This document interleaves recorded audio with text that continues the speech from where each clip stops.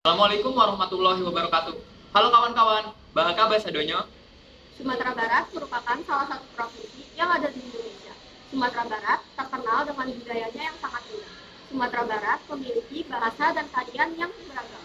Bahasa Minangkabau adalah bahasa utama yang digunakan oleh sebagian besar penduduk dan memiliki dialek yang berbeda-beda. Tetapi bahasa di Sumatera Barat tidak hanya Minangkabau, tapi masih banyak lagi. Tari yang akan dijelaskan pada video kali ini adalah tari-tari yang sering dipertunjukkan pada pertunjukan seni. Kali ini kami kelompok 2 yang beranggotakan saya, Reza, dan teman sebelah saya, Airun, dan juga anggota-anggota lainnya ingin memperkenalkan bahasa dan tari yang ada di Sumatera Barat.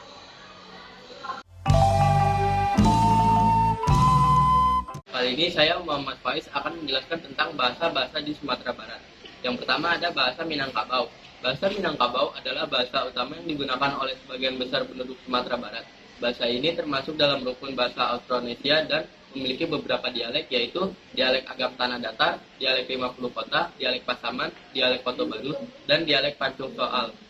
Soal perbedaan dialek ini terutama terlihat dalam pengucapan, pemahaman, dan beberapa struktur kalimat. Yang kedua ada bahasa Mentawai. Bahasa Mentawai adalah bahasa yang digunakan oleh penduduk Kepulauan Mentawai. Bahasa ini termasuk dalam rukun bahasa Austronesia dan memiliki beberapa dialek, yaitu dialek Siberut, dialek Pagai Selatan, dan dialek Pagai Utara. Ini saya akan menjelaskan perbedaan bahasa di setiap daerahnya. Yang pertama ada perbedaan pengucapan. Perbedaan pengucapan yang paling mencolok adalah di antara dialek Agam Tanah Datar dan dialek Pasaman. Dialek Agam Tanah Datar umumnya memiliki pengucapan yang lebih halus dan terbuka, sedangkan dialek Pasaman umumnya memiliki pengucapan yang lebih tertutup dan keras. Yang kedua, perbedaan kosakata. Setiap dialek memiliki beberapa pemahaman yang unik dan tidak terdapat di dialek lainnya. Yang ketiga, struktur kalimat. Struktur kalimat dalam beberapa dialek juga menunjukkan perbedaan.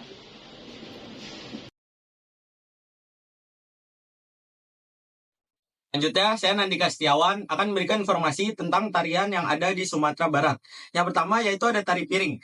Tari piring berasal dari Solok, Sumatera Barat. Menurut legenda awal kemunculannya, tari piring ini berfungsi sebagai tarian dalam upacara kesuburan. Tari ini juga merupakan ritual ucapan rasa syukur masyarakat setempat pada dewa-dewa setelah mendapatkan hasil panen yang melimpah ruah. Setelah masuk ke agama Islam ke Minangkabau, tari piring tidak lagi digunakan sebagai ritual ucapan rasa syukur kepada dewa-dewa. Akan tetapi, tari tersebut digunakan sebagai sarana hiburan bagi masyarakat banyak yang ditampilkan pada acara-acara keramaian. Yang kedua, makna dari tari piring awalnya dimaknai sebagai rasa syukur masyarakat terkait hasil panen yang sukses serta perlindungan dewa dari berbagai ancaman terhadap diri mereka. Piring-piring yang selalu digunakan dalam tari piring melambangkan pemberian sajian terhadap dewa. Ciri khas yang ditunjukkan tari piring adalah para penarinya yang membawa piring di kedua tangannya dengan permukaan piring dihadapkan ke arah luar, dan pada akhir tarian biasanya piring akan dibanting ke lantai hingga pecah berkeping-keping. Penari nantinya akan menari di atas pecahan piring tersebut. Aksesoris yang dipakai yaitu piring, baju kurung, selendang, ikat pinggang, kalung gadang, tengkuluk tanduk, si samping, deta subang, kalung rumbai, dan cincin. Dan saya Muhammad Zaidan ingin menjelaskan tentang tari payung. Tarian khas dari daerah Minangkabau ini awalnya ditata dalam bentuk tari teater oleh Muhammad Rashid Manggis. Ia menata tarian tersebut pada tahun 1904 hingga 1920-an. Lalu penata tarian tersebut dilanjutkan oleh Siti Agam yang berasal dari Bukit Tinggi.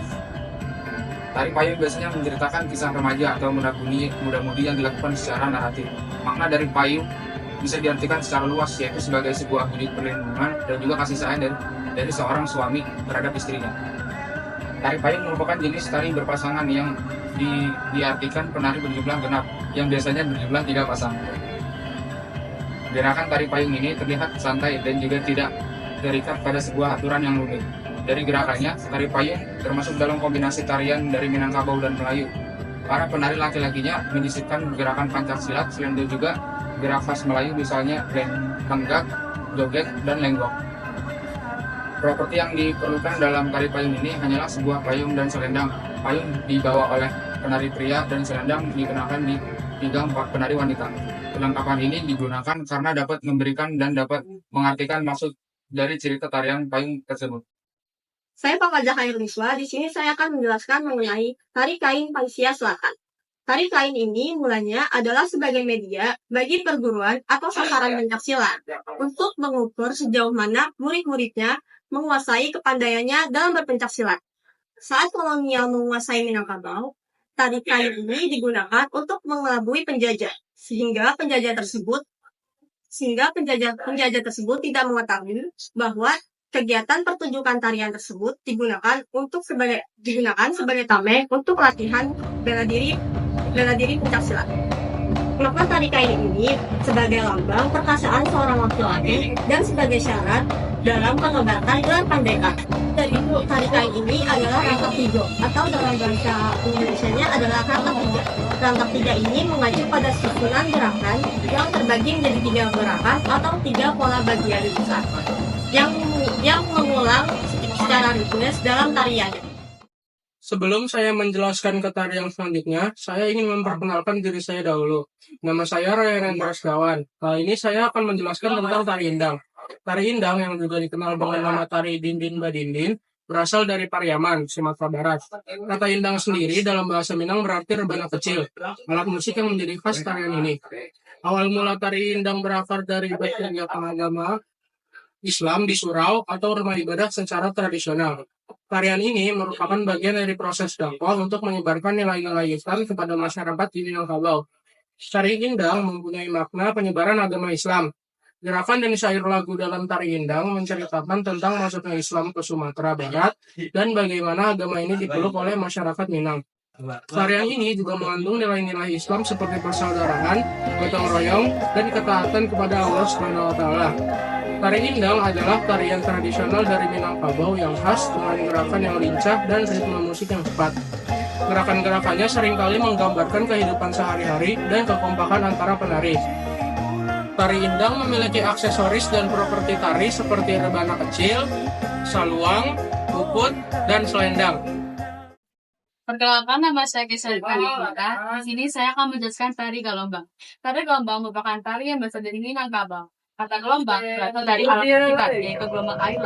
Gerak tarinya berdasar pada bermacam-macam gerak silat. Salah satu variasi gerak silat ini berbentuk seperti gelombang laut dengan menggunakan alat tarik berwandakan lagi sampailah pada wujud gerak tari yang elok. Tari galombang memiliki makna yang terkait dengan kehidupan masyarakat Minangkabau seperti kebersamaan, keharmonisan, dan keberanian, dan juga tarian penyambutan tamu dalam berbagai upacara adat Minangkabau. Tari galombang memiliki sedikit unsur pencaksilat dalam gerakannya, sehingga ketika ditari dengan kata ada sedikit atraksi bela diri dan rangkaian tari.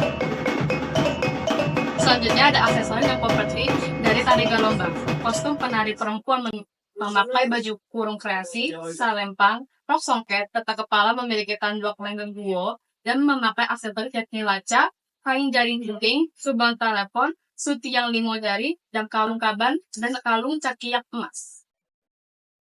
Selanjutnya saya Muhammad Dapar Ramadan akan menjelaskan tari tempurung. Tari tempurung adalah tarian tradisional dari Sumatera Barat, Indonesia, yang menggambarkan kegiatan sehari-hari masyarakat Minangkabau. Tarian ini menggambarkan proses panggilan padi menggunakan alat tradisional bernama tempurung atau lesung. Awalnya tarian ini mungkin muncul sebagai bagian dari ritual atau perayaan masyarakat setempat untuk menghormati hasil panen dan memperkuat ikatan sosial dan komunitas. Tari tempurung memiliki beberapa makna simbolis. Pertama, tari tempurung ini mencerminkan kegiatan sehari-hari masyarakat Minangkabau dalam menggiling padi menggunakan tempurung atau lesung, sehingga menghargai kerja keras dan menghasilkan makanan. Kedua, ada tarian ini juga mencerminkan kesatuan dan kebersamaan dalam melakukan pekerjaan bersama dalam masyarakat. Selain itu, pergerakan dalam tarian ini juga seringkali menggambarkan keindahan alam dan kehidupan sehari-hari di Sumatera Barat. Gerakan tari ini menggambarkan proses penggilingan padi menggunakan tempurung atau lesung dengan gerak-gerakan yang mengalir dan berirama. Penari biasanya menggunakan kostum tradisional Minangkabau seperti baju karung dengan kain sarung atau kain songket yang dihiasi dengan motif khas. Selanjutnya ada aksesoris dan properti tari tempurung. Yang pertama ada tempurung atau lesung, yang kedua ada kain sarung atau kain songket, yang ketiga sanggul, yang keempat ikat kepala. Itu saja informasi yang dapat kami sampaikan. Kami mengecek terima kasih dan sampai jumpa lain waktu.